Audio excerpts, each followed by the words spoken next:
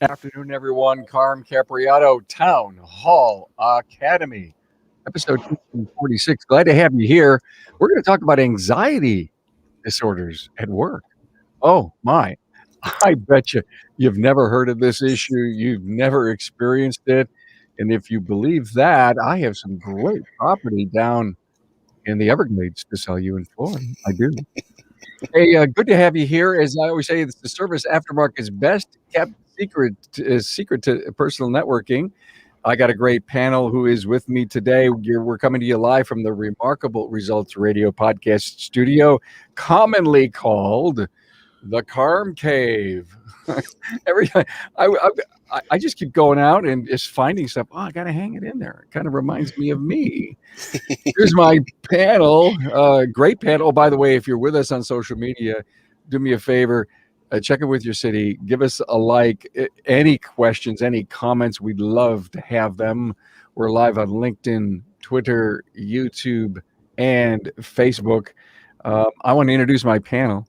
It's Rick White, CEO of 180 Biz. Hello, Rick. Good to have you here. Mark and Summer Guerrero from Affinity Automotive Services, Wichita, Kansas. Mark, Summer, nice to have you with us. Oh, thank you. And Candace Butenmauler. Did I say that right? Yes, you did. Wow, I was, being an Italian fellow, I was struggling with this German thing because I don't see a lot of vowels in there. But I think I got it right. TJ's Alignment and Repair, Waukene, Kansas, with husband Jesse, and Jesse couldn't make it, but No. we're glad you're here. Thank Good to have you. Good to have you guys here. Candace, do Hey, you do alignments? Do you do alignments, Candace? Yeah, we do alignments. Thanks, Oh, Rick. okay. Yeah. All right. Well, Oh, aptly named. Aptly named. Oh, I love it. Hey, we want to thank our partners for bringing you the show each and every week. Ring, ring. It's the 2020s calling, and they're telling you it's time for an upgrade. Head on over to the internet and type in getshopware.com. These friendly folk, good friends of mine, are excited to meet you and share all that cloud-based shop management has to offer on the web at getshopware.com. And are you missing out on customers who call the shop during off hours? Well, with Broadly's web chat feature, customers can get the answers they need even when you're not in the shop. How cool is that? On the web at getbroadly.com/chat. Hey, if you're watching on YouTube, please subscribe, give the video a thumbs up, and thanks. Okay. Anxiety disorders at work. Oh, I'm sorry. I'm sorry. This Tuesday, Aftermarket Weekly, Jennifer and Mike Baggett. Great discussion with them on supply partner relationships, and we're going to have a chance to see inside their really neat shop. So thank you, Jennifer and Mike. That's next week. And next week, same time, hiring dealership technicians. This is really going to be cool. This whole thing came to me as a result of the strike of the technicians up in Chicago. And we actually going to have a real live, one of the guys, in fact, Patrick Ryan, came over from the dealerships. Joe Jerkins was a dealership tech, came to work for Ron Haugen, then bought the place. And Andy Bizub is a shop owner that has a technician working for him also from the dealership. So I think it's going to be great. There's a lot of buzz going on in our industry about how are we going to be able to hire dealership techs. And yesterday morning, I was at a meeting, and I was at a shop yesterday morning where the guy hired 4 dealership techs in the last month. So they got something going there. I think the independents are doing so many things right. And I think we have the opportunity to attract a lot of them. And that's what we're going to talk about next week. Okay, anxiety, everyone. Here's what I hope that we're going to talk about. What causes it? Is it bad? How do we deal with it? How do we recognize it? And what to do to lower the temperature in an anxious facility? Rick, what is anxiety? well, anxiety really comes from the word anxious. If you think about it, and, at one level, I want to be in camera. At one level, I'm excited. I'm anxious. I can't wait, right? It's so cool. But then on the spectrum, as we go and go and go, it turns into anxiety where it is we're just totally focused on a future that hasn't happened yet, and it's a negative outlook, right? We're looking at things getting worse and stuff like that. I don't want to steal anybody's thunder because there's some terms that I want to throw in here. I'm not going to do that because they got some people in here that want to do that. But we're going to talk about this whole spectrum. That's what I want to talk about today, right? Yeah, I got it. I love it. Candace, again, everyone sent me talking points, and I really know this is going to be a fabulous episode. We deal with anxiety every single day, but some people don't call it anxiety. Is that right? No, I mean, you can call it whatever you would like. I have a girlfriend that they run a ranch out in western Oklahoma, and she calls it being in the weeds. And if she's in the weeds, I know she's having a rough day. I actually found a meme that I sent to her, and I said, you need to start calling it being in the flowers. And it just gives it a little bit more of a positive spin for you. But I love that. yeah, I thought it was pretty good. But she does. I mean, we call it all kinds of different things. The different terms, but it's all the same. It's just how we each see it and deal with it. One of the things, the terms that Rick was alluding to, if I'm not getting ahead, Carmer. Go. Yeah. We recently had a virtual live with Rick, and two of the terms that we were taught during that virtual live were future tripping and catastrophizing. And those are like my two favorite terms right now. I use them all the time. Anytime that my kids are getting upset about, oh, Mom, I have a spelling test on Friday, and what am I going to do? It's Monday, dude. Like, we're going to be okay. Quit future tripping. And I've started using it with the kids. Or catastrophizing, going from, I didn't sell that cabin air filter to the guy, and now the kids are going to starve. Hey, wait a second. Like, it's not that bad. I might go there, but that's helped me kind of keep that anxiety level down. It's almost like we're making a lot of this up as we go. Well, the reality, Carm, is we have brains, and what they are is they're 2 million year old survival tools. Your brain has two primary functions. One is to keep you alive, and the second is to conserve energy, right? So our brains are hardwired to look for threats. And when we go into a situation, it's real easy to make that happen, right? Now, I want to be clear. I am not a psychologist. I'm not a psychiatrist. I've never played one on TV. That's the truth. But anxiety is a real thing. And I want people to understand that anxiety, some of it is, a chemical imbalance in the brain and stuff like that. And if that's the case, you need medical help, and you need to seek help out. But a lot of times the anxiety we feel, I want to say two things. Number one, it's a focus issue, and it's something we create. And that's what I want people to understand today, is that anxiety, a lot of it is self-inflicted. Mm-hmm. Okay. Yeah. Every time you say, woe is me, you're almost, putting the weight on top of you. Yeah. We spend so much of our time either focused on, all the past and getting upset about the past, or freaking out about what the future looks like, but here's the thing, guys, we got to work with right now. That's why we call it the present. It's a gift. Let's use that. Right. And let's not, fear stack, because that's what happens. That's what, what Candace was alluding to, is that catastrophizing is, what did you call it? I've said it before, but what do we? Future tripping. Future tripping and Yeah, Catastrophizing. Yeah, it's fear stacking, right? Yeah. Where it's like, oh man, I didn't sell that cabin air filter. Oh, now I'm not going to have the money to pay the tax, or I'm not be able to pay my bills. And from my perspective, I'm not going to be able to pay myself, and my wife's going to leave me, and my kids won't love me anymore, and I'm going to shut the door. And all that happened was I didn't sell a cabin air filter. I mean, so that's really a big thing about it, and I think that's important to understand. Right? Is it's our mind doing it to us. Yeah. I have to say, the outlook that you have, I think, helps you through anxiety. Mark Roberts, owner of Shirts in in Texas. It was on the show a bunch of years ago, and we were talking about the freedom that he allows his people. And hey, listen, I I got to leave at 3 o'clock every Thursday.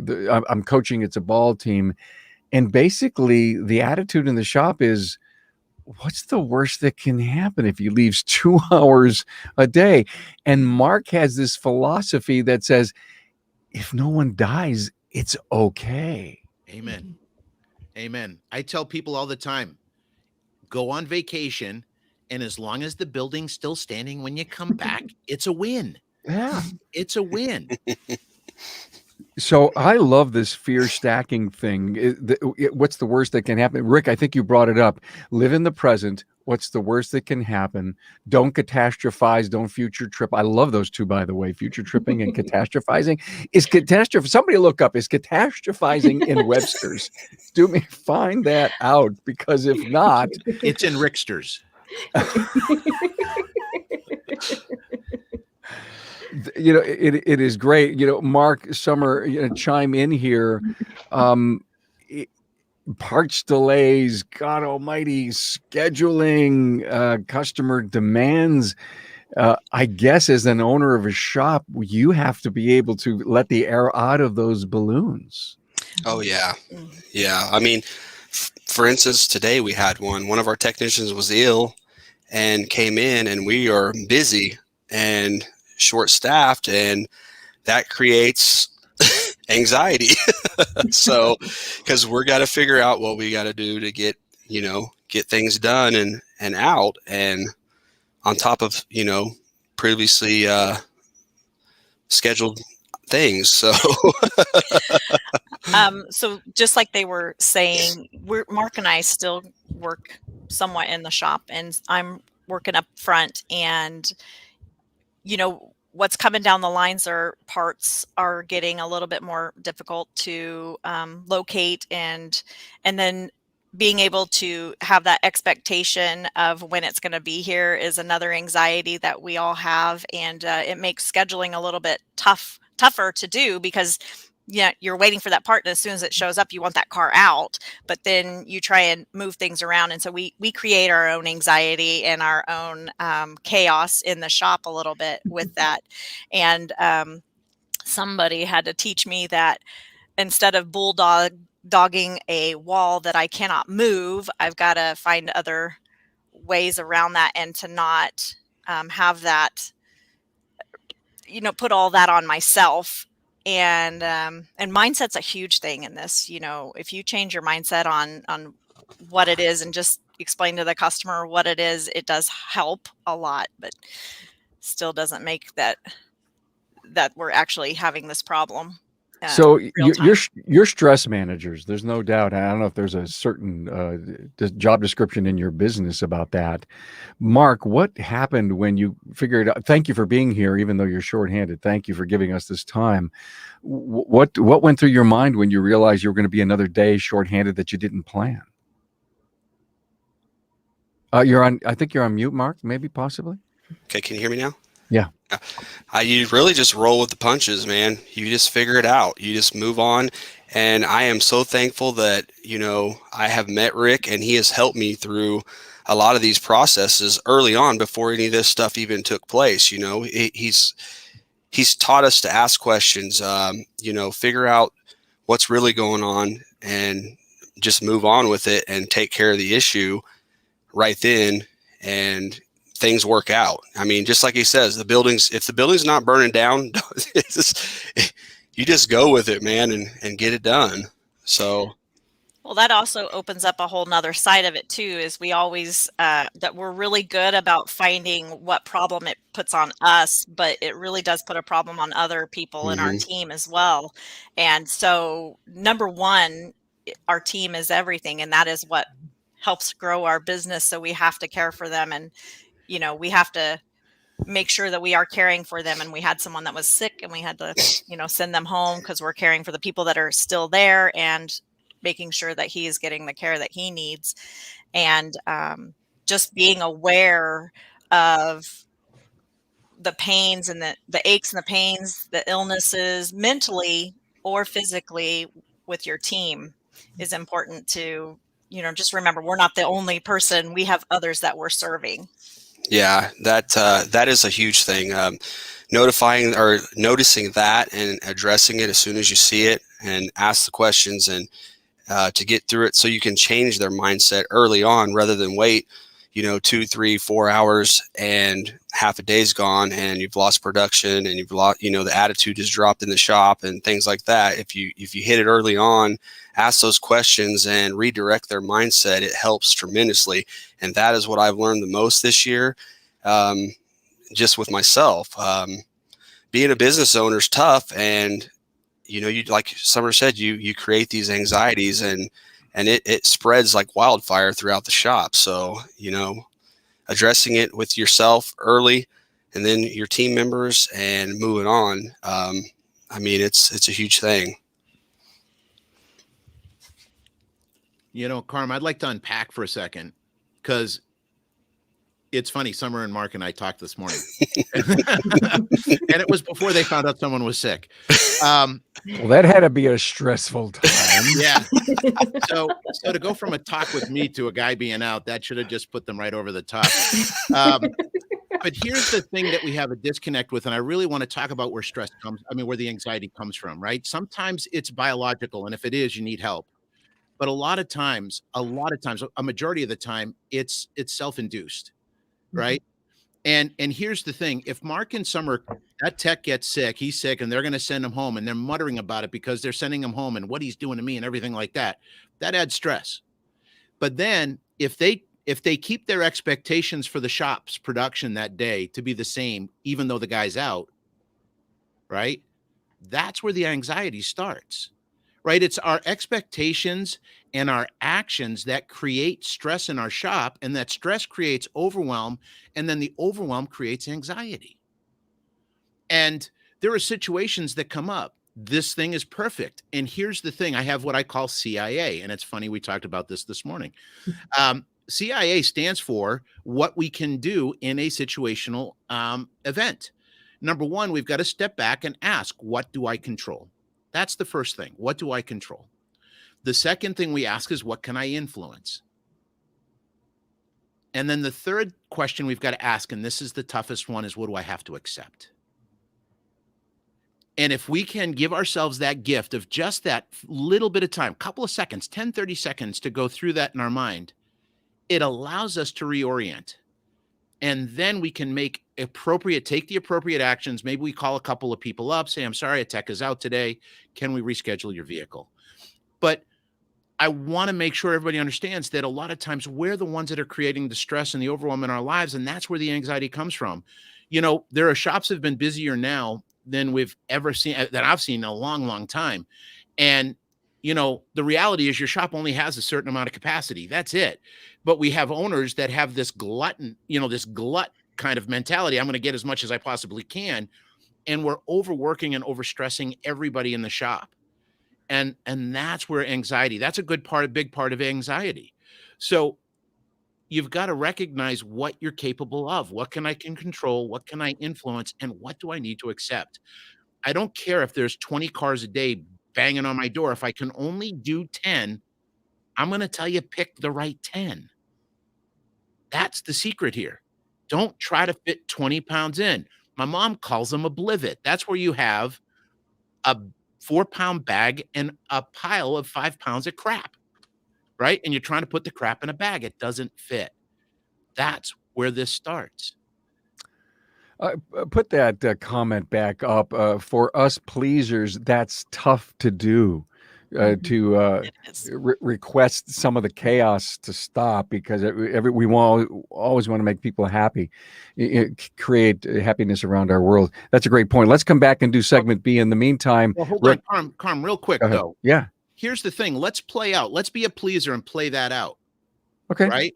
So I'm going to overwork my team, and at some point I'm going to have a good tech say, something, I can go work down the street. They're not going to work me as hard. Now what happens? We've got to be able to look this through. It's kind of like Sesame Street, where they show you something happen and then they stop at mid-action and they say, okay, what's going to happen next? We've got to be able to stop and look at what's going to happen next if I keep overtaxing my people. Because the truth is, they're going to go someplace else. You've got to care for them. You've got to keep their anxiety down. Don't let your needs hurt your team. Oh, I'm a huge pleaser to people, Mm. and I have got caught up in that myself. And I have realized though that everyone's human, and you can ask the customers and you can know the ones that are just not going to be as forgiving on things, but we put a lot of that on ourselves because we want to help them, and they can see that you want to help them. If you just say, look, I'm a little overwhelmed right now, I do want to help you, can we schedule this at this time?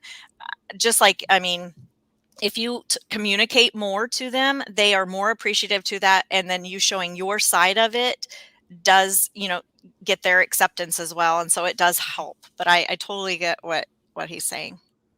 Yeah, I'm right there with you, Summer. I'm a pleaser. Somebody calls and goes, "Hey, can you fix a tire?" And I'm like, yes. And Okay, then I heard anxiety and then I heard pleasing. yes, it happens every day.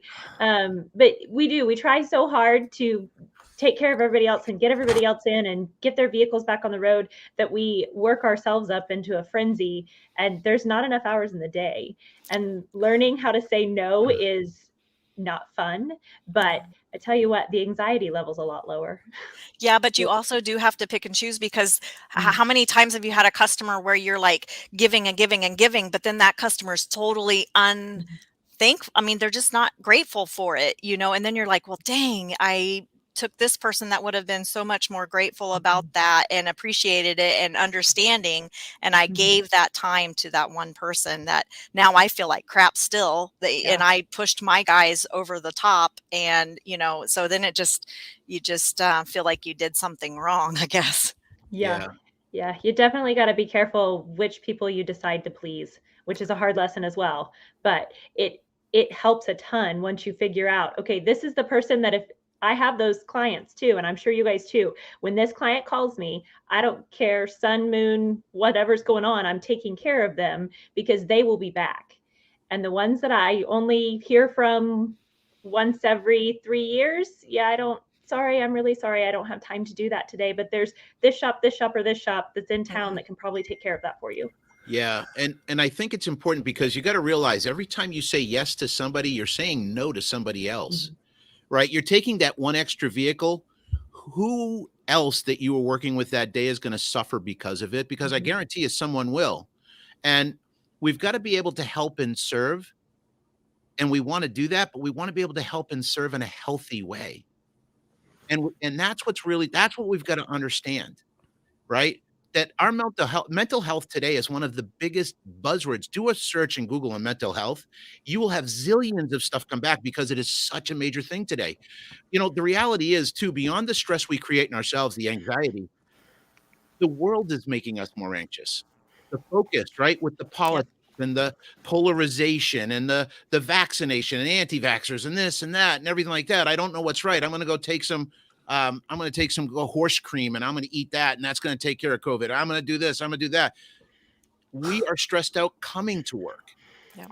Right. We're stressed out coming to work, and we've got to be able to take care of our team. We've got to be able to help them and we've got to create a safe place for our team.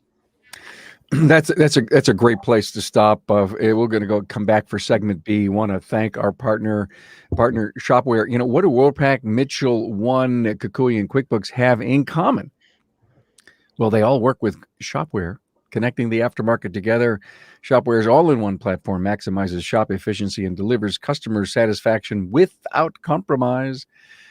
Got the shop management software trusted across our industry. Get shopware.com on the web. And your shop is busy, and keeping your customers on schedule is so much more important today than ever. Broadly's features keep all your communication in one place, so nothing falls through the cracks. Talk to my friends over at Broadly at getbroadly.com/chat. Hey, we looked up the word catastrophize. Yes. It's there. It's in Yay. Merriam-Webster. To imagine the worst possible outcome of an action or event, to think about a situation or event that's being catastrophe or having a potentially catastrophic outcome. Okay, thank you for that. So we just had to go out and do that. Okay, I love where this is going. Thank you for the very open and back and forth dialogue. When it's vacation time, isn't it amazing if you're down a really key player, you knew it, you planned on it, and yet the week went wonderfully? What's the difference from that week to today, Mark, when you're shorthanded someone? It seems to me if the culture is right and you're not overreacting, everyone steps up. Oh yeah. Everybody steps up. They take the extra work and you distribute it out, and the day just goes on. I mean, we've been blessed with our team, and I think a lot of it just has to do with that communication. They know we care about them. So when somebody is out, they just step up and take the ball and run with it. Yeah, I've actually heard not, WWJD, but what will Mark do? What would Mark do in this situation? So it's kind of nice when you've built up your team and their confidence is up and they're like, you know what, we got this. So it does make a difference. How cool. I mean, that says a lot for the culture in your place. And also, team, the stress that comes from home and personal lives is something that you can't let harm your business, but you also need to figure out how to help if you can. Yes, that is true. We actually had a situation in the shop where, we have a great technician and he's working fine, but then one day he just comes in, he's a little anxious, and one of his friends had passed from COVID that had meant a big deal to him at a younger life. And so he had that situation that was popped up. And then a few days later, there was a shooting at a place where he enjoys to visit. And so he had lost someone else that he knew, and he was a DJ. So he was going to go DJ there and have a good time. And he's very nervous to go back. And we, went to him and addressed it, that we could see that there was an issue, or just he was acting a little bit different. And just us reaching out and saying, that we understand, and that, he may need to talk to somebody, because there is that hidden guilt that you have for being a survivor.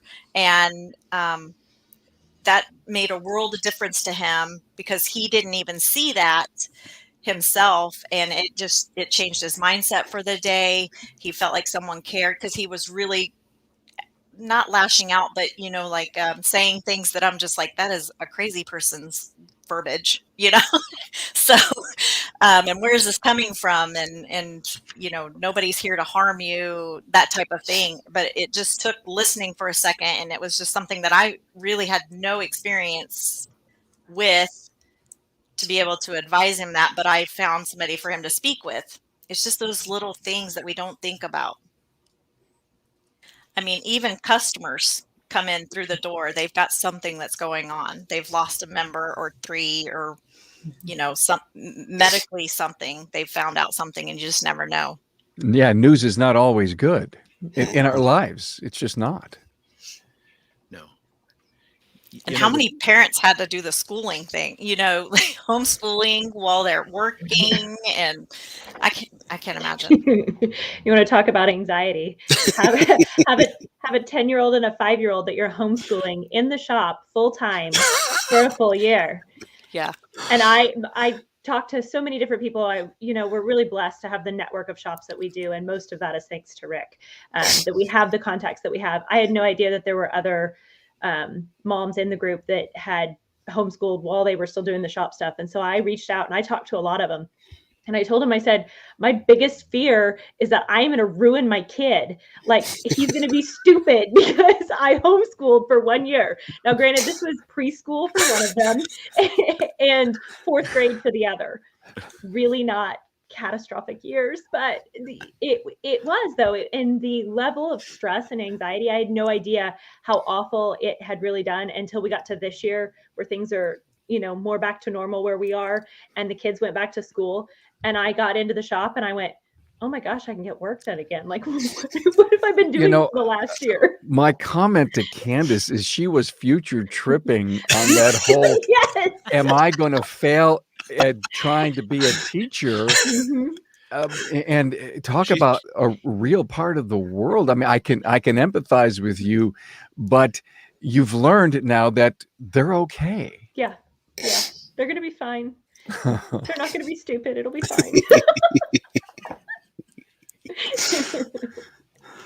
Oh, it's good. So Rick, you brought us CIA, control, influence, and accepting what you really can do. Are there any other things that we can do to help dial down anxiety?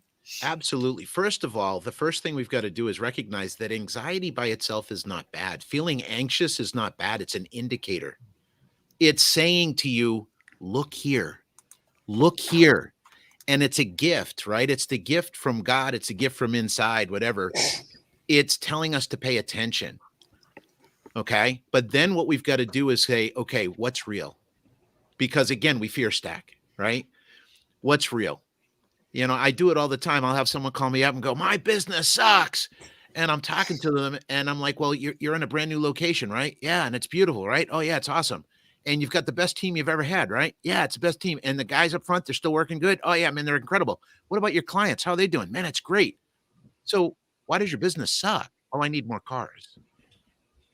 Okay, so let's talk about more cars, right? Because we can't fix when we catastrophize, we're emotional and we can't fix it logically. Yeah. So you've got to go, what's real? That's the first thing we got to do. And then the second thing I want you to do after you say what's real is I want you to ask, are my expectations fair? And am I taking appropriate action? Okay, because maybe my expectations are too high and they're not realistic, and that's causing the anxiety. Sometimes I've got to step back and go, okay, what's real? I want 40 hours a day out of my shop. I've got 2 techs. Okay, it's not going to happen. I don't care how many cars you try to push through. I don't care how many hours you try to make them work. It's not going to happen. So we've got to change the expectations. We got to align the expectation with reality. But I think what we've got to do is just dial down the anxiety. Don't make anxiety go away. Anxiety is a tool, but don't let it get the best of you. Step back, recognize it, and start to ask yourself questions to ground you and get you focused on what you can do. Really being able to control your anxiety, Rick. I'm sure every time you get up in front of an audience, Rick, you're not overconfident. You have a little anxiety. You're anxious over wanting to do good. I mean, speakers talk about that all the time. For me, every time I get into the studio to turn on a mic, I worry ever so slightly for those seconds. We've got everything prepared and planned. Everything's going to be right. And I don't know about you, but I love to take a deep breath when there's some stress. I love to take a deep breath. I always think of what's the worst case, outcome of this, and let's that stop into the real world. What can I really do about it? So I think if we ignore the fact that we have to be in charge of our own anxiety and our team's anxiety, and you just can't ignore it and close your eyes and hope it goes away, then we're failing as a leader. Mm-hmm. Yeah. Oh, yeah. We see that, like, if we are anxious in the morning, we may have been thinking of something the night before. And of course, it never fails. You wake up the next day and there it is still. We have definitely, learned that we've got to change our own mindset, because if we don't, we're bringing that to the shop, and the rest of the team is going to feel that, and then they're going to have theirs as well. And so something that we've started doing is, it's called we need to change our mindset, because we're just stuck going down the wrong direction. And podcasts help us, or speaking with somebody that might be in the same, just like Candace says, she reaching out to people. If I know a lot of people that are up at 4 a.m. so I can send a message and start talking to them, or I'll jump on the treadmill and start listening to a podcast. and it never fails. I don't know what it is about it, but you'll hit a podcast and it's just the right one that you needed for that moment. And it changes your mindset, and then it gets our creative side going again, which is what gets us excited. So when we come in, everybody's excited. They're ready to get the day going because we are the leaders of that. We're the ones lifting up our team. And so we really do have to monitor that and know when we are going down that path. Yeah. And, one of the things, and they bring up a really good point, is anxiety. When you get anxious, you tend to isolate. And if you're not careful, the isolation leads to depression. So the very first thing you want to do is exactly what both ladies are talking about, is go out there and find other people that are going through it. Because the more connected you are to other people, it's going to dial the anxiety down. Here's why. There's this wonderful quote. I don't remember where I heard it, but it said, "A joy shared is magnified. A burden shared is halved."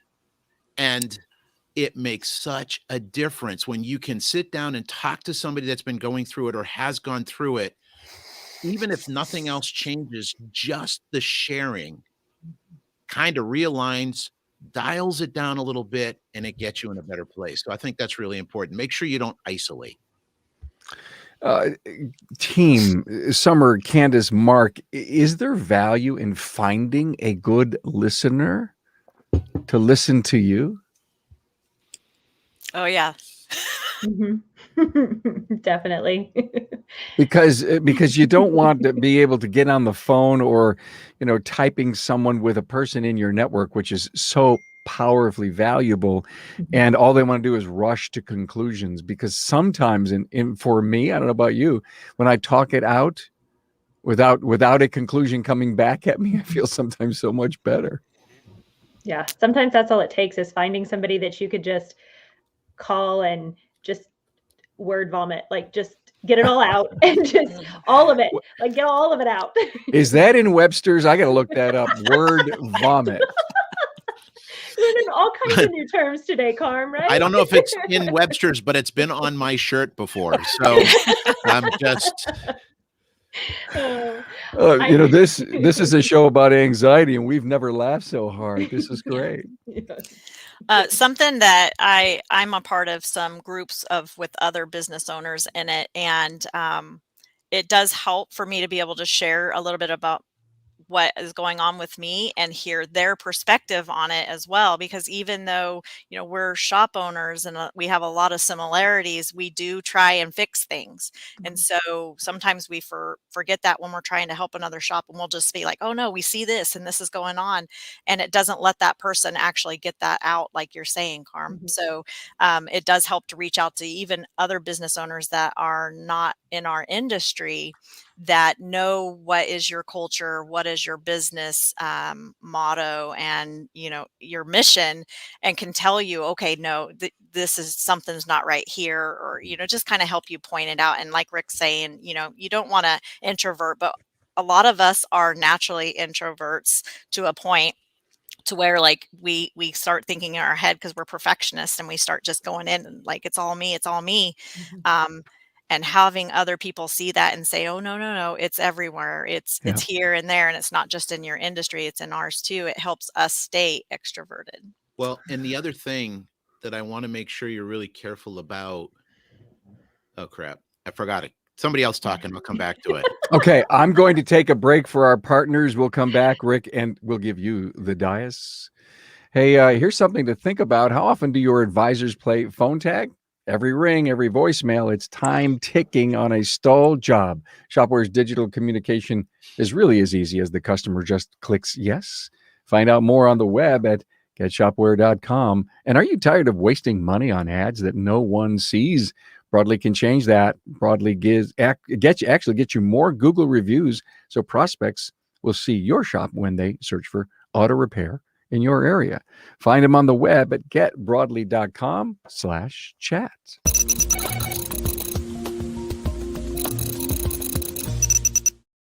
Hey, Word vomit. Thank you very much, Tracy. The word you've entered isn't in the dictionary. Oh, Yet. I see that. Yet. Okay. It's not in the dictionary yet. Yes. Yeah, we got to just connect them together and make it work. I want to come back, Rick. I know you had a thought you want to bring on, but I also want to try to button it up with something else. So go ahead, Rick. No, keep going. You got, Okay. and I'll come back. All right. Okay. Personal challenges of our staff, brings anxiety to work and us as leaders. We just mentioned this a few minutes ago. Addiction, financial, suicide, family unity, illness, and all the world is changing around us. We can't keep pace with it. Not only does it affect your team, but it affects you. And I can't imagine, heck, give me the 80s back, right? But with the amount of good news, bad news, fact checking, and all this stuff going on, and all the things that really put us in a bad place, we as an industry that was essential, we haven't stopped ever. Our jobs seem to be extremely secure rather than the ones that aren't today. It's a huge job that you have to worry about. It really is. Seeing other people in situations and being empathetic to that, being aware. Sometimes we get so busy, we get into the activity, the car, etc. But we need to understand that we're dealing with human beings, and these human beings have needs and wants, and we're all icebergs. Every one of us, you only see about 10% of what's really going on. Mhm. And if we would just be a little bit more aware, I call it an antenna up, right? If we're just a little bit more aware, you'll pick up on so much stuff, and it'll allow you to connect in a very real, meaningful, impactful way that goes way beyond, for me, way beyond business, right? Way beyond about making money, because I truly believe that each and every one of us wants to help somebody else. I do. And we've got to see the people, and we've got to be curious, and we've got to just get to know them and where they're at. And it's as simple as, Summer, how's life treating you today? How's things going? And don't listen to the words. Listen to how they're saying it. If they're in front of you, watch their body language.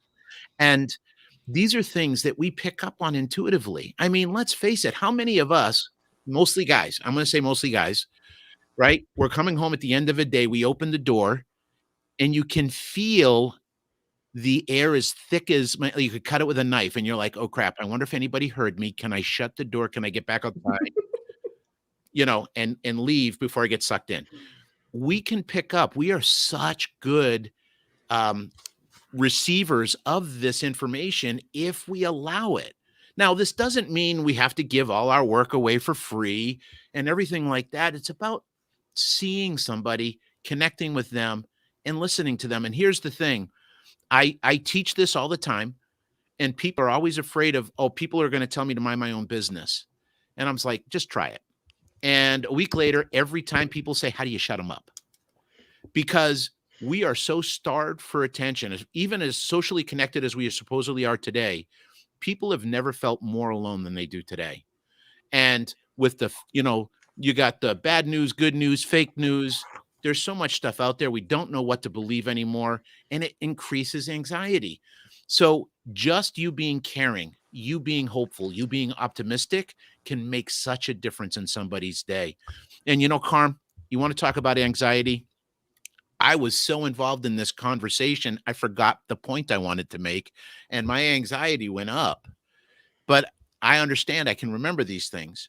One of the things I wanted to just mention real quick is, when you're anxious, don't be afraid to reach out for help. Don't be afraid to reach out and talk to somebody. Yeah. You are not independent. You need, please understand, we are interdependent. It takes a village to get through this life.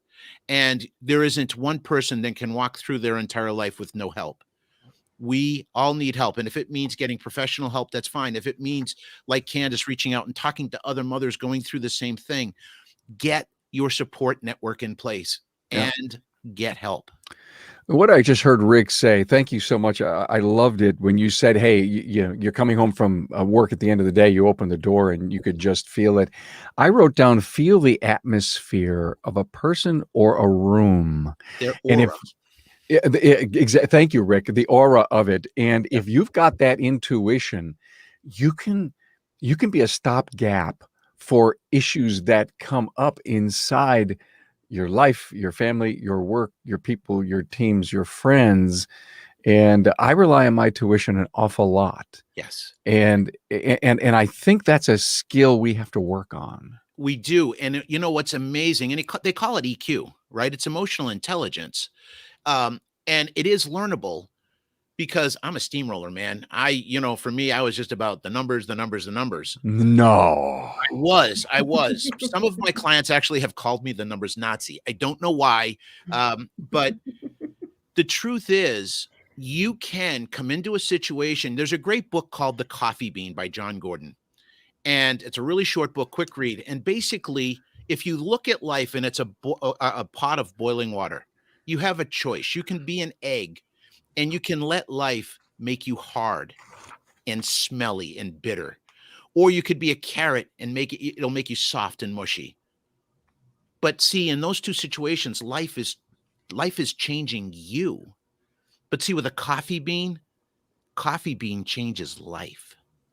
The coffee bean doesn't change. The coffee bean changes the life around it. And if you have that emotional intelligence, I can walk in and see Carm's not quite right. And I can go, Carm, man, what's going on? Oh, I'm fine. No, man, you sound like someone just ran over your dog. What's going on? And you'll be amazed at the difference, the impact you can make on somebody. This goes so beyond just your shop. This is coming home tonight and saying, sweetheart, you look like someone chewed you up and spit you up today. You still look beautiful. What's going on? Are you okay? It doesn't take a lot, but it can mean a lot. Well, and look, everyone needs that. Yes. Yeah, we all do. Summer, thank you. Let's go around the room real quick. Give us a minute final. Sum this up. Anything that you wanted to say, but maybe you didn't, and we'll put a bow on this. Summer. I would just like to just do a quick mention of, just like Rick was saying, I come from a family that has mental health ups and downs so bad. So you really do have to have that intuition to be able to help those people and be able to let them know they do need help. So, and then myself, I get overwhelmed. I push through it. I'm like, Rick, I'm that steamroller. And then all of a sudden I don't understand why I'm sleeping a few days.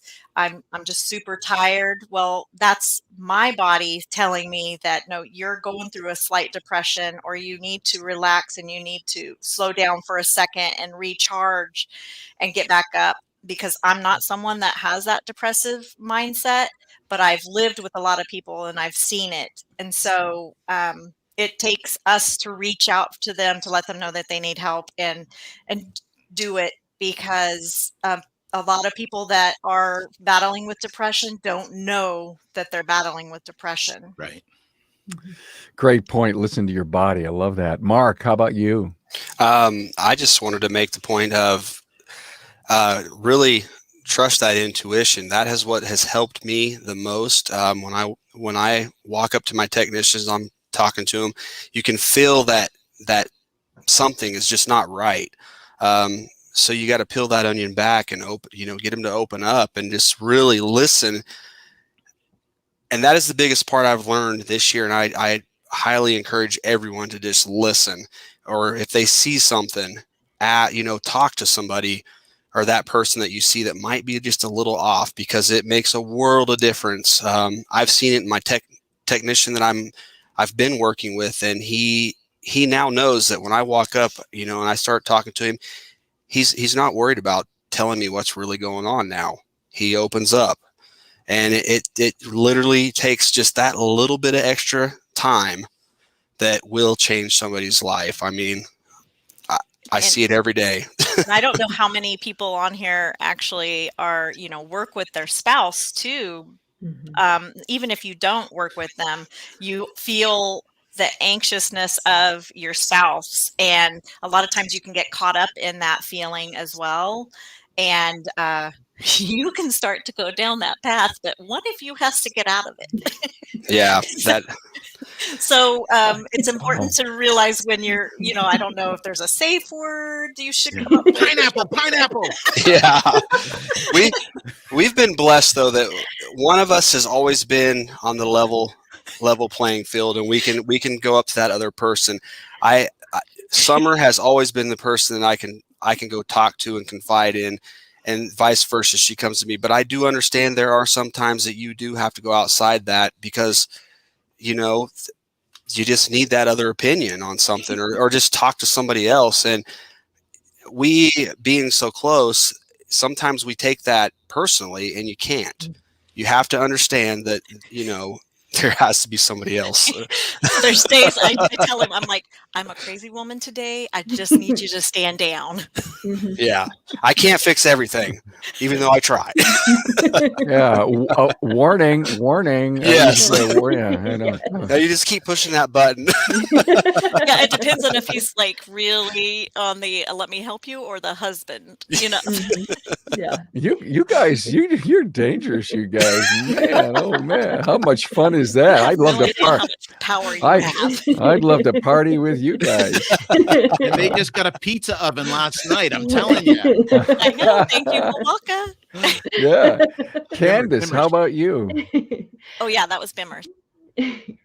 So something that Summer and Mark kind of touched on earlier was helping their tech through something, and not personally them helping, but just getting them in contact with somebody that can help.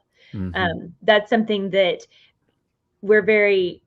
we try very hard to do with our staff, and not only our staff, but your friends and family, or other shop owners, or, none of us have all the answers. We're all human. We all have places that we don't know the answers to things, but maybe you know somebody that knows, or maybe you have a friend that went through something similar that somebody can talk to. You don't have to be the one that fixes it, because I try that and then there goes the anxiety again. But maybe you can get them in contact with somebody who can. We have a rather young staff, and we have had to empower our staff to contact people that can help them get through things that they've never done before.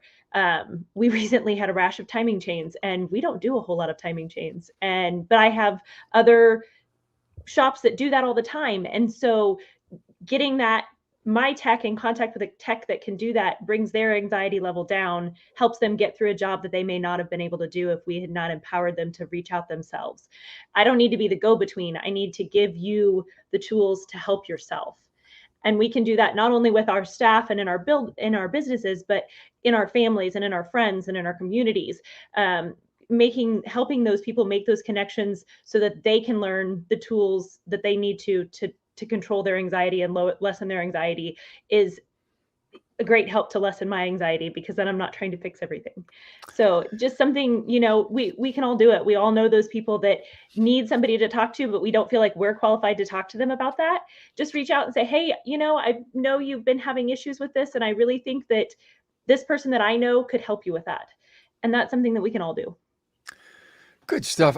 Rick, thank you. I'm going to give you a last word, but thank you for bringing this to me. And Rick picked the panel, and he loaded the panel. And this was absolutely great. As much as we had a great laugh, we talked about an extremely serious topic. And I think there was an awful lot of great learning here. Rick, you have the last word. Well, I see so much of our industry is completely exhausted. And I'm here to tell you that exhaustion isn't from physical labor. It is trying to control the world around you when you can't. So when you get to a point where you're like Summer and you're sleeping all those days or needing to take that break, I'm going to ask you to step back and say, am I being realistic? Right? What do I need to accept?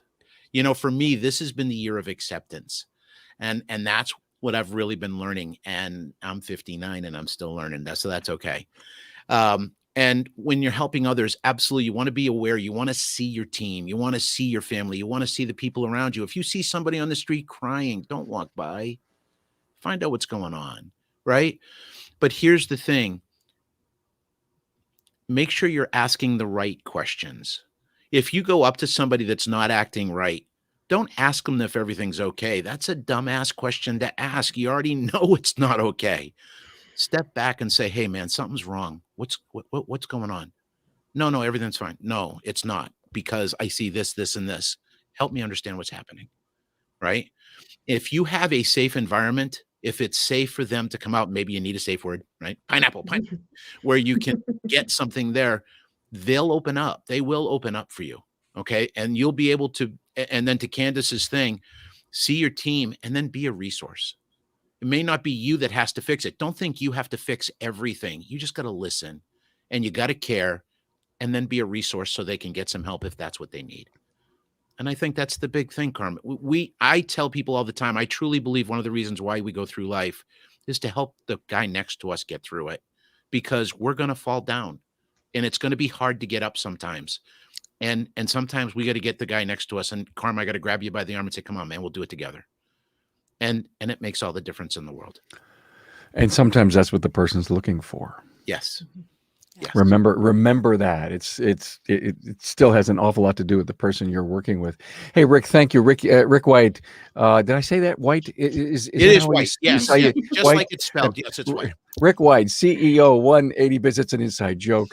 Mark and Summer Guerrero from Affinity Automotive Services, Wichita, Kansas, and Candace Butenmuller, TJ's Alignment and Repair, Waukene, Kansas.